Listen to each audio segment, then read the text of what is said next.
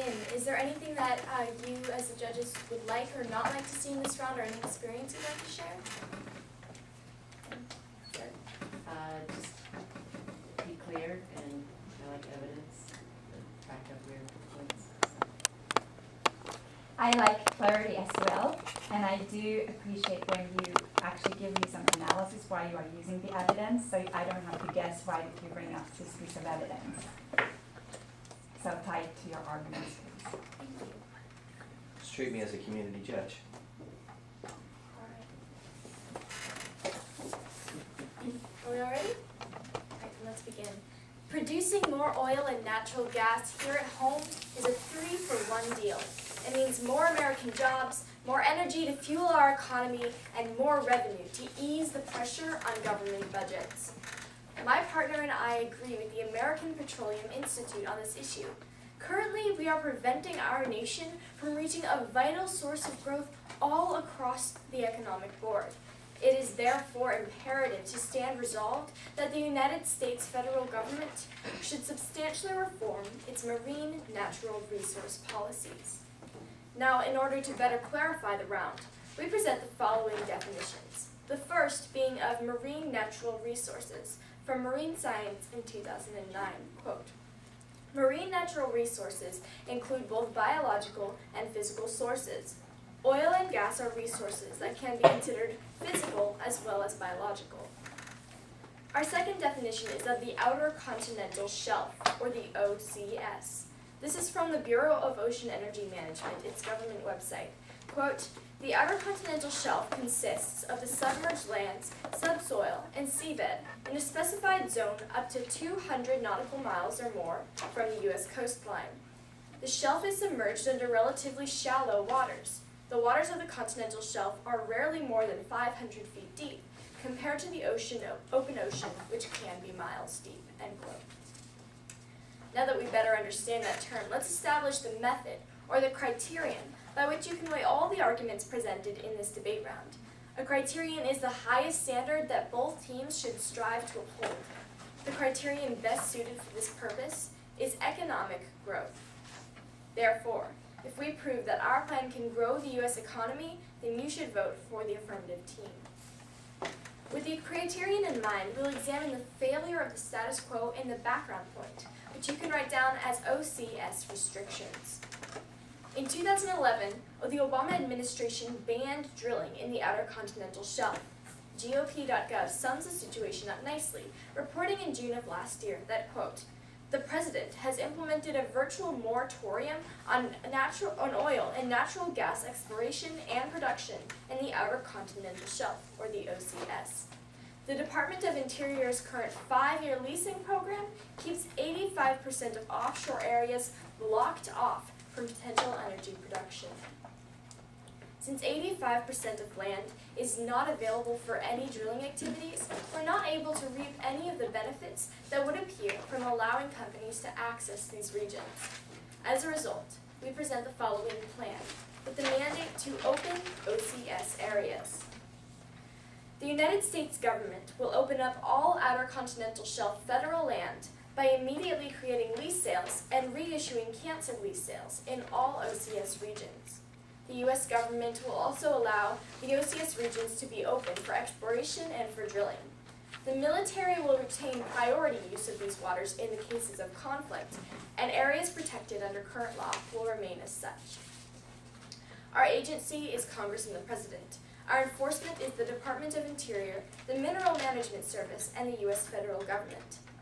No funding is needed, as this plan is purely legislative, and our plan is to be passed immediately upon an affirmative ballot. Passage of this plan would exponentially benefit the United States. Opening up the OCS to exploration and drilling would drastically improve the U.S. economy in 4 specific ways: higher wages, lower deficits, higher GDP, and more jobs. I'll expand on these claims in the following advantages. The first advantage is wages. The economic activity created by rescinding the ban on OCS drilling would spread throughout the United States economy and raise workers' wages by trillions of dollars. Joseph Mason, a PhD in economics, confirmed this in 2009 when he wrote that, quote, "Increased OCS production would generate approximately $70 billion per year for the next 30 years, or approximately $2 trillion in additional wage income, end quote. Our second advantage is revenue. In addition to raising wages, the overall growth from our plan would increase federal revenue impressively, according to Joseph Mason, PhD, quote, increased offshore oil and gas extraction would yield about $2 trillion in additional federal revenue, end quote. As you can see, both workers and the government would receive over $2 trillion in earnings if you vote for the affirmative team's case. The advantageous results only continue in Advantage 3, GDP.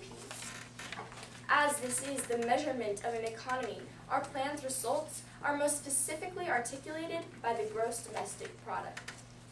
Thomas J. Pyle, the president of the Institute for Energy Research, proves this in accuracy in February of 2013, quote, development on federal lands and waters could increase our GDP $14.4 trillion over a 37-year span, end quote. Through our plan, GDP is the biggest determinant that proves that our plan is beneficial.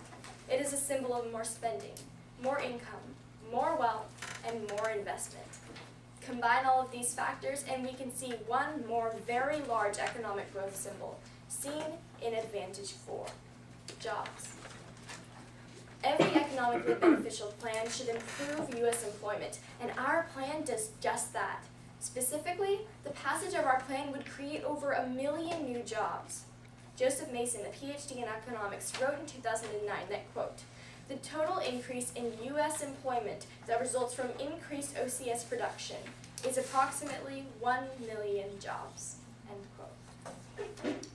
Through the vast array of benefits that our plan offers, we can provide decades of energy, $2 trillion in both wages and federal revenue, $14 trillion in total GDP, and over 1 million new jobs. We can help those people without jobs and those who need money. We can help our government gain the revenue they need to cut deficits and debt. We need these benefits, and we can make that difference. Ronald Reagan once said that a government can and must provide opportunity, not smother it, and foster productivity, not stifle it. The United States government is currently stifling a vital industry rather than providing room for opportunity. Voting for this economically beneficial plan will absolutely foster productivity. Thank you.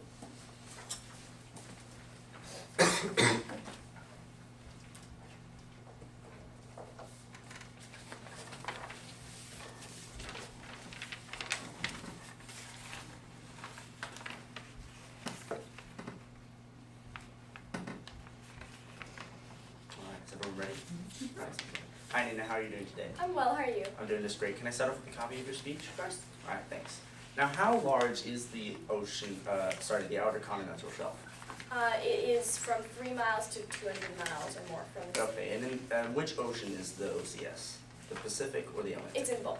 It's in both of them? Yes. Okay, and this plan is going to be affecting both of them, is that Yes. correct? Okay, now how much of the outer continental shelf is restricted currently? Currently, well, 85% of all federal waters are off for drilling, and that includes almost all of the OCS. Okay, so obviously then 15% is open for drilling. Yes. Okay, so are oil companies in the United States currently drilling in that 15%? Yes. Okay, thanks. Now let's go down to the plan side, looking at your advantages. You first said wages. Now was this basically saying more wages for U.S. citizens who work for the government in this plan, or? No. That was talking about not just, well, specifically the wages from the people working for these oil companies, but also the wages in the entire economy, because when one industry is boosted, the rest of the economy feels the Okay, effects. so through this advantage, you're claiming that you're going to increase wages. Yes. Okay, thanks.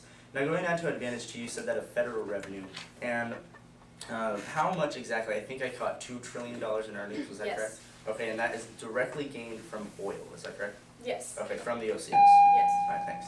Then going down to advantage 3, you said that of the GDP, gross domestic product. Mhm. Now how much are you going to be increasing our GDP? $14.4 trillion. Alright, thanks. And then finally, advantage 4, do you have any numbers on how many jobs we're going to be? Yes, we brought up a number saying over 1 million jobs. Okay, do you know if these jobs are going to stay in the market? It was talking specifically about a 30-year production horizon. However, that is a very long time period, and we believe that the economic growth will be very sustainable for even Okay. longer than that. Great, thanks.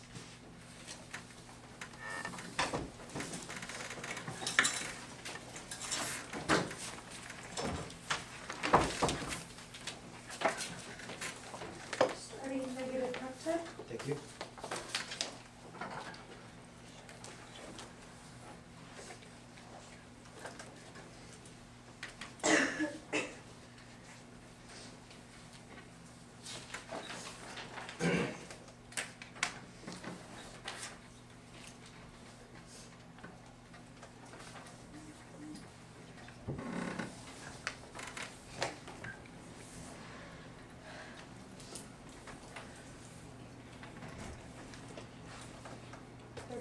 Used.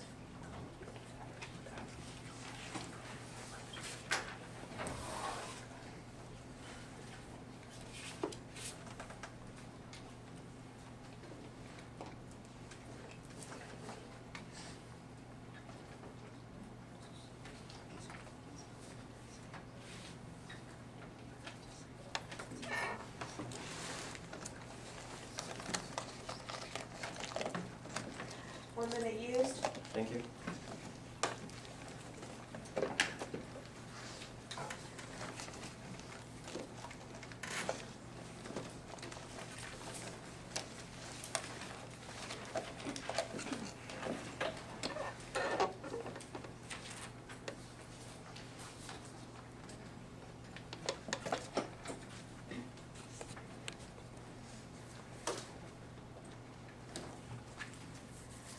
One minute, 30 seconds used. Thank you.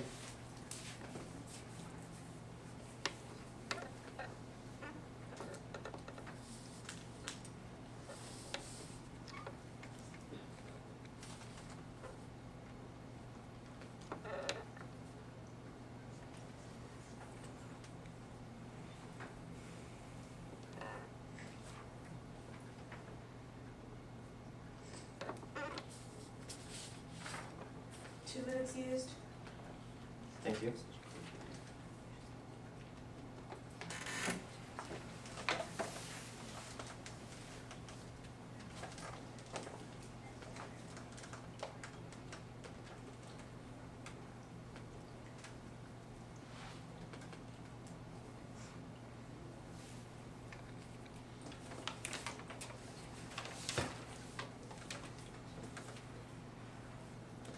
Two minutes and 30 seconds remaining. Thank you. No further profanity.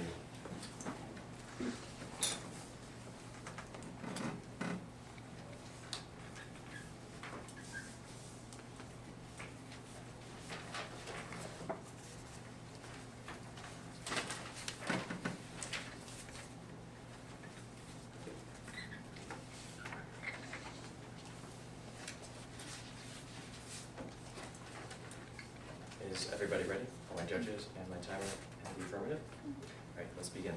As I start off the round for the negative team, I'm going to be expecting the affirmative side quite critically. I'm going to be looking at the actual pieces of evidence they read in their case and looking at it in depth and actually reading the pieces that they did not read before and showing you as to why you should not vote for the affirmative side because they have not shown the entire picture.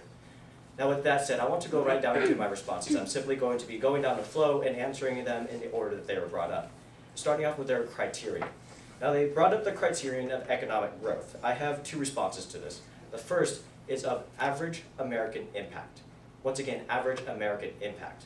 Yes, I agree that economic growth is good, but how much will this impact you as an average American citizen? Because we all live in the United States, and I'm sure that not all of us have oil rig jobs. So we are not all going to directly benefit from this, and how much is this going to benefit the average American citizen? My second response, you could tag as stock issues. Stock issues. Now in speech or in debate, the affirmative team is called to uphold these things called the stock issues. Now the stock issues include topicality, inherency, significance, and solvency. Now I'm going to be challenging two of those in my speech, and my partner will be bringing up solvency. But if they don't uphold each and every one of these stock issues beyond a reasonable doubt in this round, then you should vote for the negative team because the affirmative team cannot uphold each and every one of the stock issues. With that said, I want to go into my responses to their advantages. Starting off with advantage 1. Now they were talking about wages. I want to bring you back quickly to my counter criterion, basically of average American impact. You could tag my response to this as 3 cents to you. 3 cents to you. Now, this piece of evidence that I'm going to read is basically saying that the average American impact over the next 30 years or so is actually going to only be 3 cents to you as the average American. Now, this is from Dr. Michael Levy in 2010. It says that last year, the U.S. Energy Information Administration, or the EIA, estimated that reversing President George W. Bush's decision to open up the OCS to exploration production would raise the gasoline prices by 1/10 of a penny. Actually, you could just scratch off that evidence. Sorry about that. So going down to my responses to their advantage 2. Specifically questioning that and actually reading the evidence that they did not read in the actual case. Now looking at it, in their advantage 2, they read only a certain underlined part. They went on to say that it would only generate an extra $69 billion each year for the next 30 years, which you could tag my first response as delayed benefits. Once again, delayed benefits. They said it would increase revenue by $2 trillion, but that's only going to be over the next 30 years. It's not going to come instantly, it's going to be delayed by a significant amount of time. Now my second response you could simply tag as the impact, and you could tag that as not much change. Once again, not much change. How much is $69 billion going to increase federal revenue? Yes, it might increase $69 billion, but as we all know, the government spends a lot of money. So they could easily spend that much amount of money every single year that they gain it, and this is only going to be gained over the next 30 years if the oil drilling even continues. The affirmative team hasn't even shown that these oil drilling companies will actually drill for the next 30 years or so. With that said, let's go down to their advantage 3, which is of GDP. Now, going on to their advantage 3, again, when looking at the evidence that they did not read, it says that it's going to be $127 billion annually for the next 7 years and $450 billion annually for the next 30 years. So it's still saying that the benefits are going to be delayed over the next 30 years, which you could tag my first response as, again, delayed benefits. Delayed benefits. These benefits are not going to come over the next year or so, but in fact over the next 30 years, which you could tag my second response as, again, the same as not much change. Once again, not much change. By leaving out the actual evidence and showing that it may increase by 14 trillion or so in the next, they said it was going to increase in the next few years, but in fact that is not the case. We see by reading their evidence critically that it's delayed over the next 30 years, so these benefits are not going to come instantly. Now with that said, I want to go over to a couple inherency points. Now my first inherency point, which is basically what's happening right now that benefits the status quo more the inverted team's case, the first you could tag as 86 billion barrels. 86 billion barrels. Now right now in the current system, the oil companies are actually not tapping a potential 86 billion barrels that are available now and are available to drill, but they're simply not doing so. This evidence from Emily Gertz in 2008 of the Scientific American says that, in fact, oil companies have yet to take advantage of nearly 86 billion barrels of offshore oil in areas already available for leasing and development.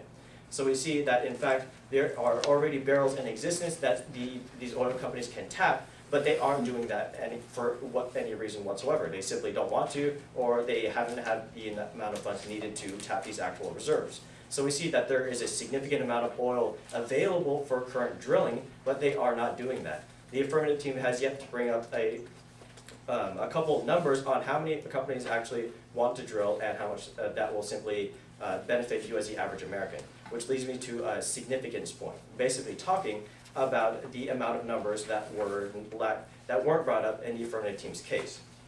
Now my significance point 1, you could tag as no number of companies. No number of companies.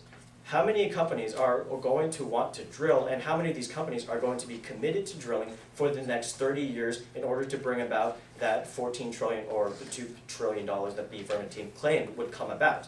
They have neglected to bring that up, and we don't even know if the amount of companies wanting to drill are enough to actually bring about the amount of benefits that they claim would come about if we even opened up these areas. which leads me to my second response of the impact of no quantification. Once again, no quantification. If there is no quantification and no numbers and no guarantee that these benefits will come about, you should stick with the negative team because that's simply the safer way to go, and the affirmative team has not done their job by quantifying everything in their case. They have not brought no guarantee that the actual companies will stay for 30 years and drill in order to bring about these supposed trillions of dollars they say would come about if we opened it up. This is a very vague case, and it has absolutely no guarantee that the benefits will come about, so I urge you to vote negative. Thank you.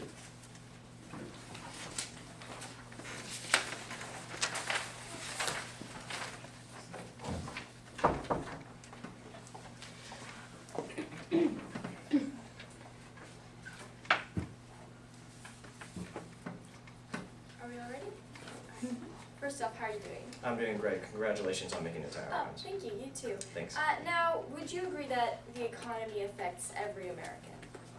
Yes, but it affects different Alright. Americans to different extents. All right, thank you. Now, could I see your evidence, or did you read any evidence to support your claim about 3 cents? No, you can scratch that off. Oh, okay. All right, thank you.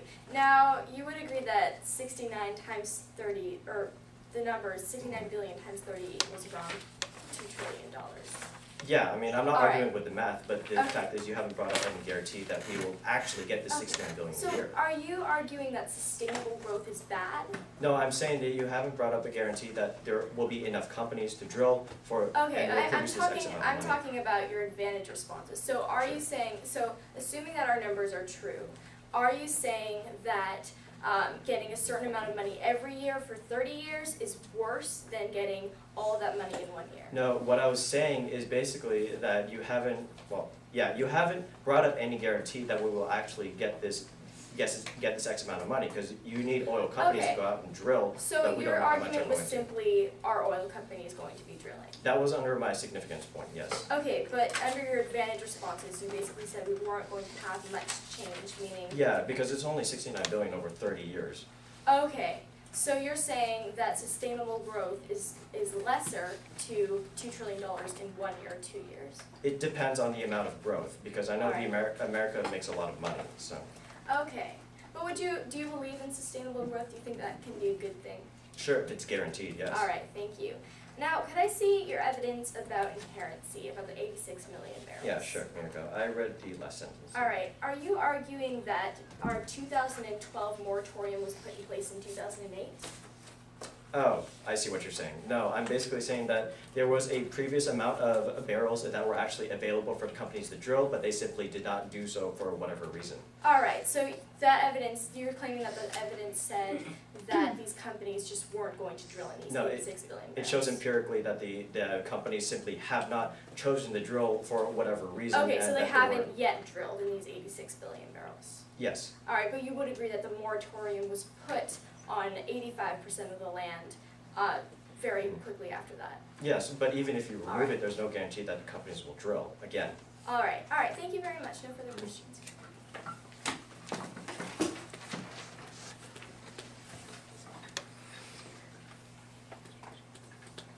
Starting affirmative prep time.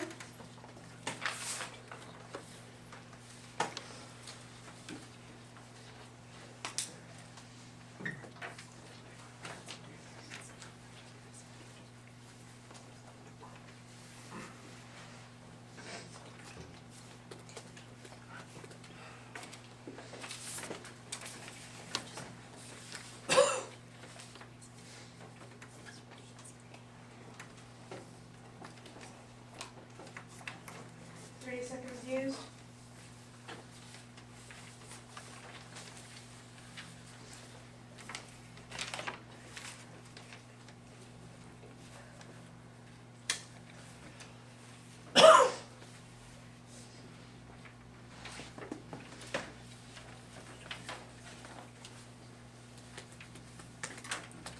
All right, thank you.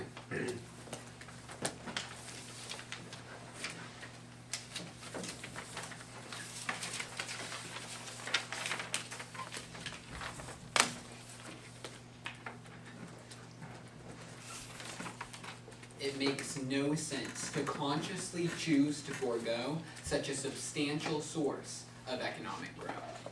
This quotation, according to Joseph Mason, PhD in economics, really comes back to the philosophy of the affirmative team in today's debate round. The government should not prevent millions of people from benefiting, getting jobs, having their wages increased unless there's a clear and present danger which prevents it from doing so. We do not believe that that danger is present in the status quo, and we do not believe that there is enough justification to continue the moratorium. So with that said, let's move down into the criterion arguments. Now they had two responses. The first was of average American impact, the second was of stock issues. I have three overall responses. The first is benefits spread. Essentially, how the economy works in America and in any capitalist nation is that when your neighbor benefits, when he makes more money, when he gets a job, that means he has more money to spend at the store. That means the entire economy essentially is lifted up with him because everyone is benefiting from his increased wealth. My second response is millions stand to gain. Again, millions stand to gain. Now essentially there's no really such thing as the average American. There are only individuals, but we can see that millions of individuals would either have their wages increased or actually receive jobs and be able to support their families under our plan that are not able to do so in the status quo. We believe that that is a substantial reason to prefer the affirmative ballot. My third response is that simply we agree. We agree that stock issues should be considered, but we don't believe that our criterion subverts the stock issues. Essentially, we're not trying to get rid of stock issues through this criterion. That's not the purpose of a criterion. Let's move down now to their arguments under the advantages. I believe advantage number one, they started making an argument but then didn't want to flow that through. Either way, I wasn't completely sure, so I'm just going to repeat what the evidence says.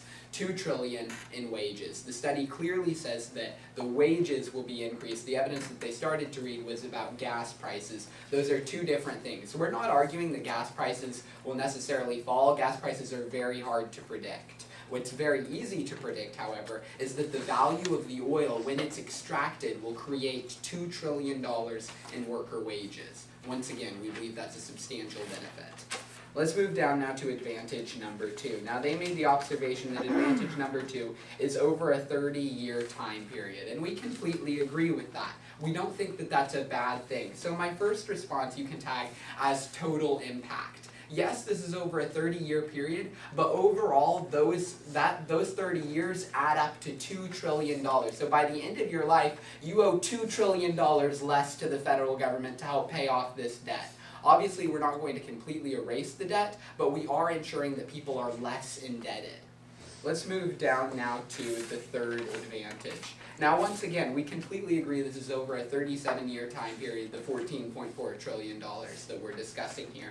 But we don't think that's a bad thing. So I have two responses. The first is that of significant growth. Now, even if you break down the numbers, as Thomas J. Pyle did, I believe he said that in the long run we'd be increasing our GDP by about $450 billion every single year. Now that's actually very significant growth that you can see that would benefit people every single year. And once again, that's cumulative. That adds up to a total of $14 trillion benefit to the economy.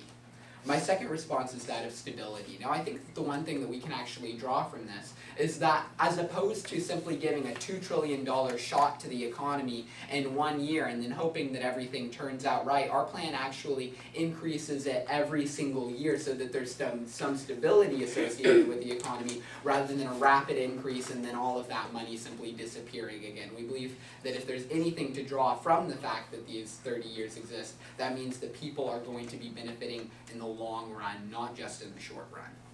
Let's move down now to the inherency point that they brought up, talking about how in 2008 there were 86 billion barrels of oil that were available to companies that had not yet been drilled. So I have two responses. The first is that of 2012 moratorium. This evidence does not apply to the current moratorium. I'd just like to make that observation. But the second response is that it defies reality. Now the study that the person that they were quoting is actually referencing when they say that those billions of barrels were inactive, that they weren't being taken advantage of in the status quo. It's actually looking at what inactive means in a faulty way. So let's look at what Forbes had to say about this issue in 2012. They first say the DOI's definition of inactive leases, and that's the study that's being referenced, defies the realities of oil production. Acreage that is not currently producing is considered to be inactive, which knocks out acreage where geophysical and geotechnical analysis and seismic surveys are underway. Now that's somewhat technical language, but essentially it simply means that acreage that is being explored is not being counted as producing oil and gas, because technically it's not. But just because an area is being explored doesn't mean that that lease is really considered inactive. I think that it's a completely beneficial thing to allow these companies to explore the acreage that they've leased before they decide to drill. We don't want companies simply blindly drilling in one area and trying to produce without knowing what exactly or how much oil exactly is in the ocean floor. So let's move down now to the significance point. They brought up that we didn't know how many companies had expressed interest in investing. Now in a capitalistic society, you can't really force anyone to invest. But we do have guarantees from 500 companies that they will drill. So that's my one response. 500 companies. Let's look at this quotation from the American Petroleum Institute, which is essentially an organization that represents 500 different oil and gas companies in 2011. They said that, quote, the American Petroleum Institute today welcomed action by the House to approve an orderly and consistent permitting process for the oil and gas exploration in the nation's outer continental shelf. So this organization of 500 companies is welcoming action to try to open the OCS. They want this area to be open so that they can produce. So we can see that companies are interested, but the fact of the matter is that they can't produce unless we end this moratorium. So that's what we're urging you to do in today's debate round. End the moratorium and let companies do what they do best. Take advantage of profit and allow everyone to benefit. Let's move down now to, I'd like to add one overall impact to the advantages. We brought up 4 advantages in today's debate round, but I think this impact applies to all of them. So this impact you can tag as that of livelihood. And essentially we want to make this point clear because it's very easy to get lost in these gigantic numbers. I mean, it's hard to even imagine, for me at least, what $1 trillion really means. Because I know there's statistics out there about how it fills up a football field or something along those lines. But for me, I think the easiest way to recognize what these numbers mean is that these numbers aren't just numbers, they signify the benefit to real people. These are people who are able to go to work every day and support their families. These are people who receive much needed raises. So that is the reason that we believe as the affirmative team, we merit your ballot. Thank you.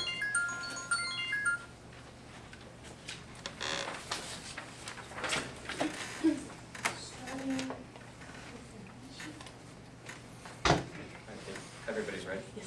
All right. Okay, first off, Christian, congratulations on making it. Thank you, you too. All right, thanks. Now let's go right down to actually the advantages, since that's the meat of the responses. So going to advantage, I believe it was 2. You were talking about a total impact and basically saying that the companies will, are you saying that companies will drill if we open it up? Well, that advantage was specifically addressing federal revenue. I did address the companies point later, but I separated those two so that the judges could have a little bit more clarity. Okay, understandable, thank you. And now, I'm sure we both agree now that the benefits will come over 30 years, is that correct? Yes, we both agree that. Okay, so will the companies drill for 30 years? Yes, because you can't just extract oil in 1 year. It's actually a lengthy process that contributes to economic growth for many years. So how long will they actually have to research the area to make sure there's oil there and then drill? That's actually a several year time frame, but that actually creates hundreds of thousands of jobs just by itself. Does it? But it's not producing any oil, right? It's not producing oil, but it's still helping the economy. Okay, interesting. And now, those 500 companies, now are each of those 500 companies going to drill for the 30 years? It's the organization of 500 companies that wants the OCS to be open. So we can see that there's at least one organization of many companies that's expressing interest.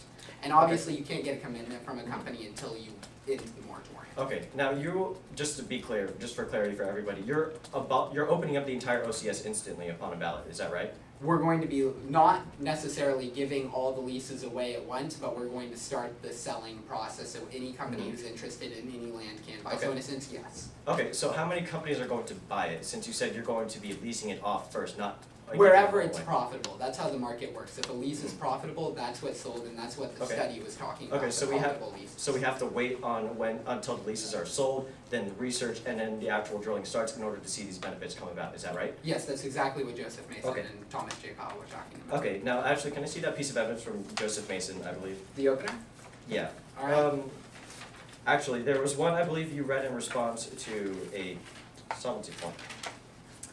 It was in response to the inherency point, I'm talking about Oh. Forbes, the defies reality part. Okay, yes. Here you Yeah, go. can I see that? All right, thank you. Going down to the actual significance, so how much oil is currently untapped in the area that the OCS covers and is banned right now? Well, because we aren't allowed to explore, we don't exactly know, but it's over 101 billion barrels. Okay, so you don't know the amount of barrels, but you're saying there's 101 billion barrels? We have confirmed 101 billion barrels, but those estimates will rise once we're actually able to confirm more oil. Okay, but we have no guarantee of the actual amount of oil currently there because we can't research, is that right? Okay, I'll try and make this clear. We have guarantee of 101 barrels. Mhm. Above that, we don't have any guarantee, but it's Okay. probable that there's more. Okay, thank you, no further questions.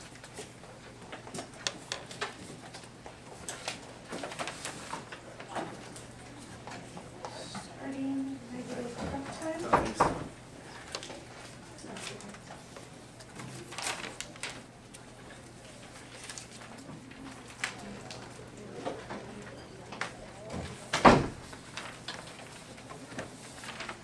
Alright, are all my judges ready? And the timer?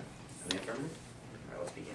In this second negative constructive, I'm going to be bringing up the stock issue of solvency. And solvency is basically asking the question how the affirmative team really can't solve for the problems that they presented and how their advantages might actually happen without their mandate.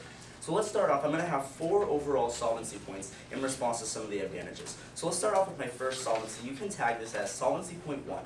U.S. production increases prices. Again, U.S. production increases prices. Now, it has been empirically proven that when the United States increases its domestic production of U.S. oil and gas, the prices actually increase as well. Now, let's have 2 subpoints in this. My first subpoint, subpoint A, you can tag this as empirics. Basically, I'm just going to look at a piece of evidence here from CBS News on March 21st of 2012. And it says that prices increase as American drilling ramps up. That's what has happened in the past 3 years. Since February of 2009, U.S. oil production has increased 15% when seasonally adjusted. Prices in those 3 years went from $2.07 per gallon to $3.58 per gallon. It was a case of drilling more and paying much more. So we can see that empirically, it has proven to be that when the United States increases its production of U.S. oil, the price of oil and gas for the consumer actually increased more than $1.50 per gallon. Now let's take a look at my second subpoint. You can tag this as the impact. And the impact you can tag as hurts consumer. Again, hurts consumer. Because of more U.S. production and because it's going to increase the price of gas, you are going to have to be paying more, just like the empirical data said, of over $1.50 per gallon in the United States market. Now let's move down to my second solvency point, and this solvency point is in direct response to their advantage 4, which was talking about jobs, and basically how jobs are going to be increased with their plan. My tag for solvency point 2, you can tag this as no promise of jobs. And again, I'll have 2 subpoints. My first, you can tag this as jobs vanish. Subpoint A is jobs vanish. Now what happens when you drill for oil both on land and on water, you have to build infrastructure. And unfortunately, when this infrastructure is built, the jobs simply vanish. This piece of evidence is from Cindy Zipf on April 12, 2013. And it says that the promise of oil jobs boosting local economies is a very hollow one. History is replete with examples of energy companies coming into areas with supposedly struggling economies claiming to be the solution. But once the extraction infrastructure is built, or the energy reservoirs are completely depleted, jobs vanish. So we can see that once the infrastructure is built, the jobs aren't really there anymore, and the over 1 million jobs that they are supporting are going to vanish. My second subpoint B, this is the impact. And you can tag this as limited benefits. Again, limited benefits. If we are not going to be supporting jobs in the long term, then there is only a limited benefit with an affirmative mandate, and you shouldn't vote for their plan. Now let's move down to my third solvency point. Solvency point 3, you can tag this as leased areas. again, leased areas. Now the affirmative team has said that basically opening up all oil drilling inside of the OCS is going to increase a lot of things and give benefits to the American economy. However, the lands that are already leased inside of the OCS, the 15%, is what's giving us most of these benefits. Now let's have two subpoints here. My first subpoint you can tag as 80% is substantial. Again, 80% is substantial. And this is specifically looking at the 15% that is already open for oil drilling that has most of the benefits. This piece of evidence is from Congressman Nick Rahal, who is the chairman of the House Committee on Natural Resources. And he said in February of 2009 that the vast majority of oil and natural gas in our outer continental shelf is in those areas that are already being leased. According to the Minerals Management Service, 82% of the oil and 84% of the natural gas in the outer continental shelf are in those areas that were available for drilling before the congressional moratorium last year. So we can see that without the moratorium, 15% that is already open is bringing us all the benefits of the affirmative team. Now let's go down to my second subpoint B. This is the impact, and you can tag this again as no benefits. There is no benefit with an affirmative mandate because we're already getting their advantages with the 15% open. Let's take a look at a piece of evidence here from Cindy Siff on April 12, 2013, and it says that what would be our reward for knowingly taking these risks? Forget about lower gasoline prices. The U.S. Energy Information Administration estimates that if oil drilling was expanded in all ocean areas of the U.S., we would only see a 3-cent reduction in the price of a gallon of gasoline by the year 2030. There is no reason for change of the affirmative team's plan because there is no direct impact to the consumer. Now let's move down to my final solvency point, solvency 4, and this is directly in response to their advantage 3, which was that of the GDP.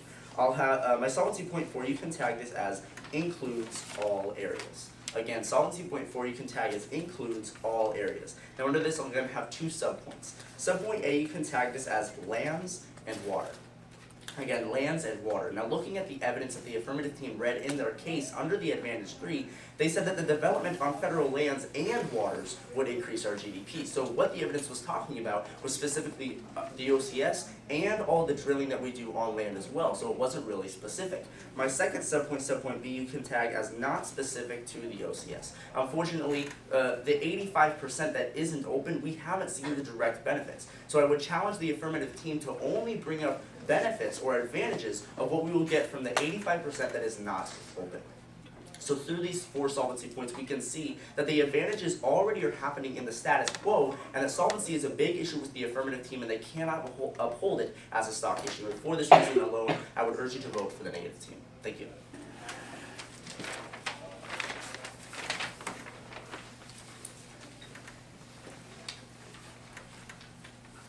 Hi, how are you doing today? I'm doing great. How are you? I'm doing all right. Couple questions for you though.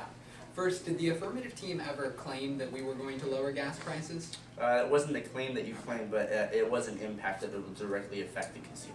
Okay, so let's actually talk about that, the solvency / almost a disadvantage.